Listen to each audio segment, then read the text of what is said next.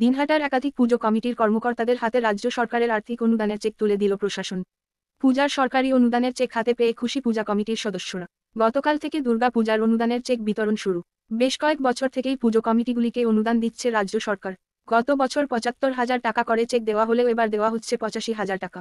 আগামী বছর ১ লক্ষ টাকা করে অনুদান দেওয়া হবে বলে আগেই ঘোষণা করেছেন মুখ্যমন্ত্রী মমতা বন্দ্যোপাধ্যায়। প্রতি বছরের মতো এবারও থানার মাধ্যমে পুজো কমিটিগুলিকে অনুদানের চেক দেওয়া হচ্ছে। দিনহাটা বিধায়ক তথা উত্তরবঙ্গ উন্নয়ন মন্ত্রী উদয়ন গুহ, দিনহাটা মহকুমা পুলিশ আধিকারিক ধীমান মিত্র ও দিনহাটা থানার আইসি জয়দীপ মোদকের উপস্থিতিতে এদিন দিনহাটা শহরের শহীদ কর্নার পূজা কমিটি ও সাহেবগঞ্জ রোড নাট্য সংস্থার পুজো কমিটির হাতে চেক তুলে দেওয়া হয়। এদিন সেই পূজা কমিটিগুলির কাছে পৌঁছে গিয়ে তারা সেই চেক তুলে দেন বলে জানা গেছে। আগাম শারদীয়া শুভেচ্ছা আমাদের পুলিশ ফ্রেটার্নিটির পক্ষ থেকে সবাইকে। বিগত কয়েক বছরের মতো এবছরেও শারদীয়া দুর্গোৎসবের যে অনুদান, সেই অনুদানের চেক আজকে দেওয়ার জন্য আমরা এখানে এসেছি। স্যার খুব ভালোভাবে বলেছেন যে কি কারণে এই চেকটা দেওয়া হচ্ছে এবং কিভাবে তার ইউটিলিটি উপযোগিতা করতে হবে। এই যে চেকটি দেওয়া হচ্ছে এটির মাধ্যমে কিন্তু আপনাদের যেটা করতে হবে সেটা হচ্ছে যে ১ নম্বর তো সুরক্ষা সুনিশ্চিত করতেই হবে। দ্বিতীয়ত পশ্চিমবঙ্গ সরকার থেকে যে সমস্ত বিভিন্ন জনদরদি প্রকল্প নেওয়া হচ্ছে সেই প্রকল্পগুলির প্রচার কিন্তু এই পূজা মণ্ডপ থেকেই হবে। কারণ একটা পূজা মণ্ডপে একসঙ্গে প্রচুর মানুষ আসেন।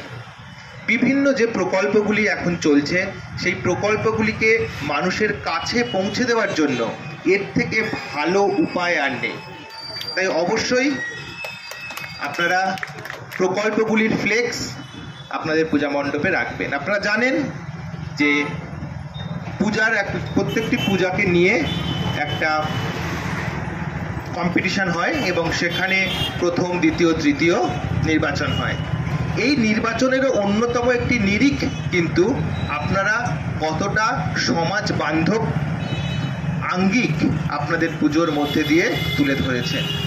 তাই আমি আশা রাখব যে পারপাসে, যে জন্য এই অনুদান পশ্চিমবঙ্গ সরকারের পক্ষ থেকে আপনাদের দেওয়া হচ্ছে তার সঠিক ব্যবহার আপনারা করবেন। পাশাপাশি সুরক্ষা সংক্রান্ত কয়েকটা ব্যাপার অবশ্যই মাথায় রাখতে হবে। কারণ এই আনন্দঘন পরিবেশে কোনো রকম নিরানন্দের ছোঁয়া কেউই চাইব না আমরা। বিশদে সেগুলি নিয়ে থানায় সমস্ত পূজা কমিটিকে নিয়েই আমরা একটা মিটিং করব। তারপরেও কয়েকটি ফান্ডামেন্টাল যে জিনিস সেগুলি বলে দিই। এন্ট্রি এবং এক্সিট আলাদা রাখবেন এবং শুধু আলাদাই নয়, এন্ট্রির থেকে এক্সিট যেন বড় হয়, অর্থাৎ যেখান দিয়ে মানুষ ঢুকবে তার থেকে যেখান দিয়ে মানুষ বেরোবে তার আয়তন যেন বড় হয় এবং একাধিক এক্সিট গেট রাখতে হবে।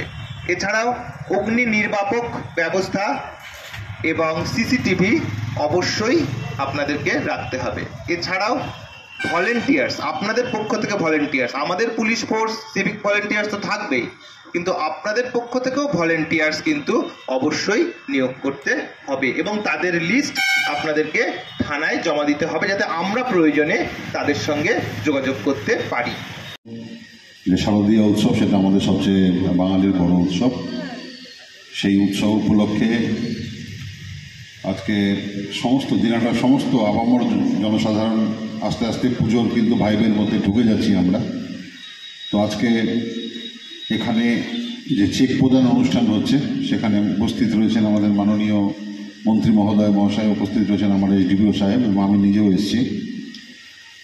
পুজো নিয়ে এসডিপিও সাহেব যেটা বললেন সেটা তো খুবই জরুরি একটা বার্তা।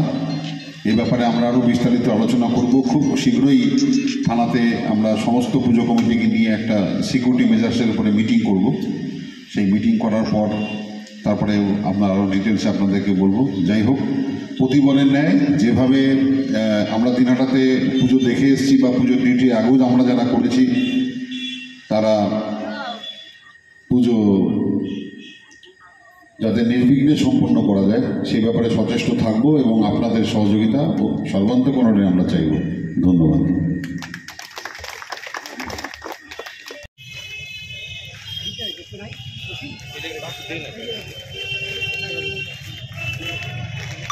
জায়গাটা অনেকটা টানা হয়েছে